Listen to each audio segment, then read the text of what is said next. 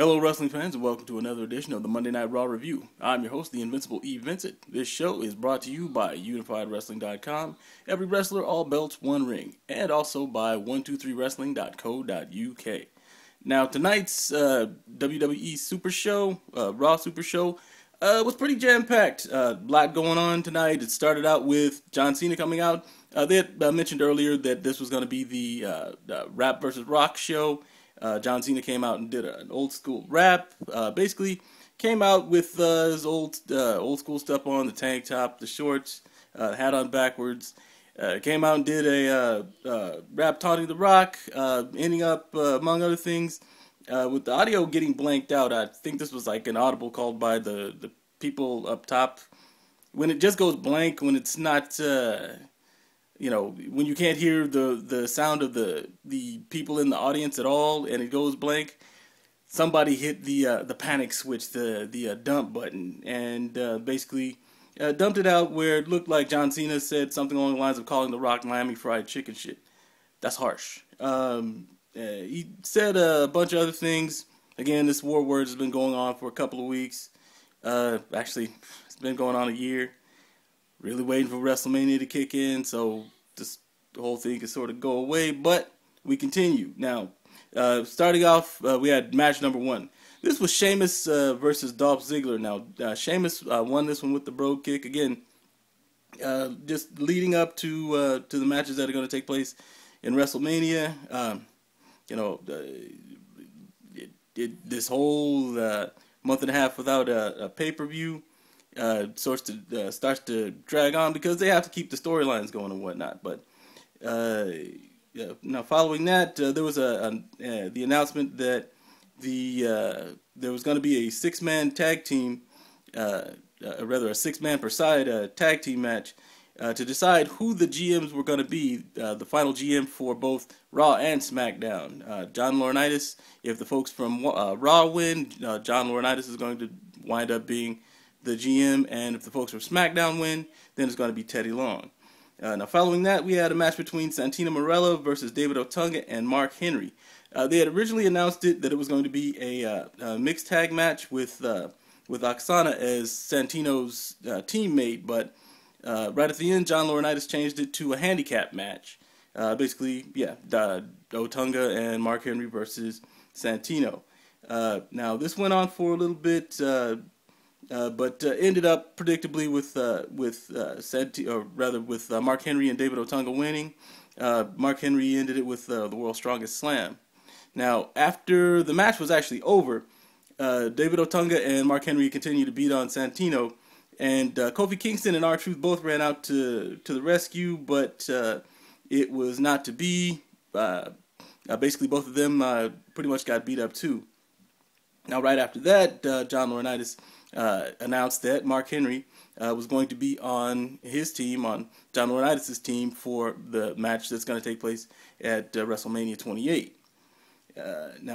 Which is kind of interesting considering he's actually on SmackDown, but nevertheless, we move forward. There was, right after that, they had a promo for The Miz's coming appearance, which he's going to be, this week he's going to be on the show Psych, which is on USA Network. Check it out.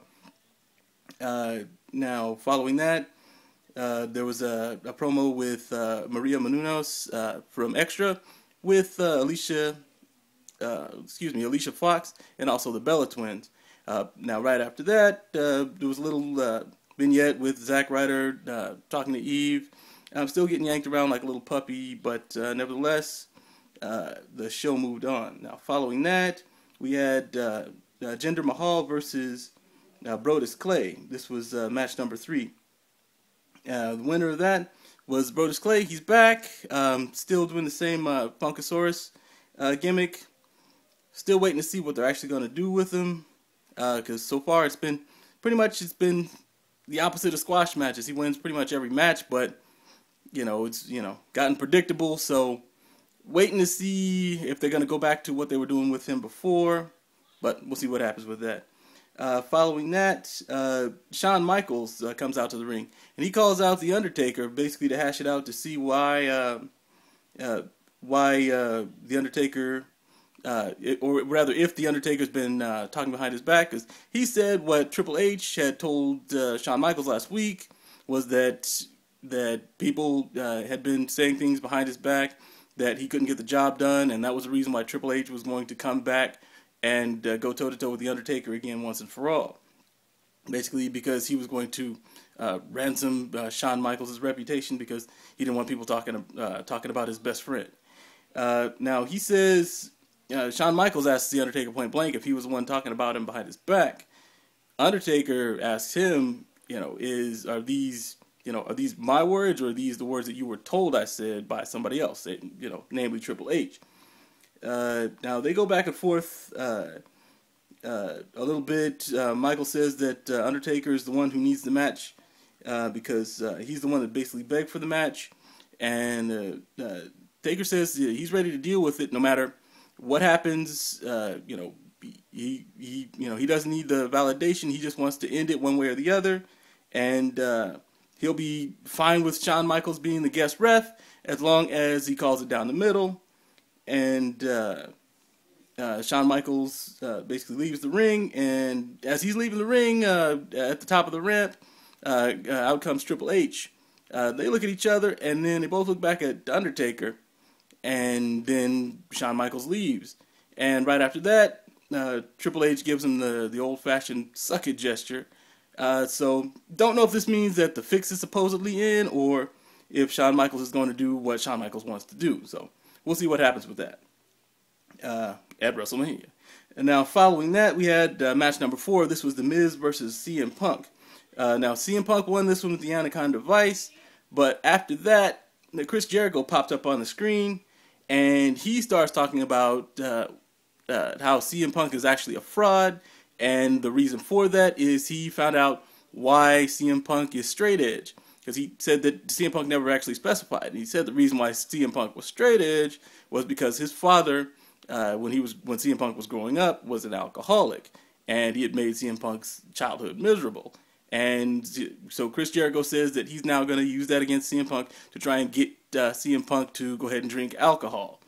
So, after that, CM Punk walked out of the ring looking all dejected. So we'll see. I guess they're going to make a storyline out of that now, but we'll see where that goes. Now, following that, we had match number 5. By the way, before match number 5, they actually had a little commercial that was supposed to be David Otunga as a personal injury lawyer. If you've been hurt in an accident, or if you want to sue somebody, or if you want to get some money, please call. And then they gave David Otunga's Twitter address. So that was a little bit funny. So we'll see what happens with that. After that, we had match 5, which was Randy Orton versus Jack Swagger. Randy Orton won this one with the Spike DDT, followed by the RKO. Now, he's been shooting back and forth with Kane over the last couple of weeks, and right after the match, Kane's pyro on the 4 ring posts of the ring went off, and everybody started looking around, looking for Kane to come out, as he has been doing over the past couple of weeks, but Kane never actually materialized, so just shaking him up, but he never actually came out. Now, following that, The Rock responded to John Cena's rap from earlier. He came out to the folks at Cleveland, said finally he was back. He had come back to Cleveland. He announced, by the way, that they had a nice, solid crowd. It was actually the biggest sellout crowd for a WWE event in Cleveland. And after that, he said, speaking of sellouts, did you see Marky Mark? I mean, not Vanilla Ice, but John Cena. And basically went in on him. He said that for the last 8 years, John Cena had been running around looking like what would happen if Vanilla Ice had banged a Teletubby. And then he showed a picture of Vanilla Ice next to a Teletubby, and that equaling John Cena, and that's a cold visual. That was actually pretty accurate. Following that, The Rock did a song to the tune of Jailhouse Rock by Elvis Presley.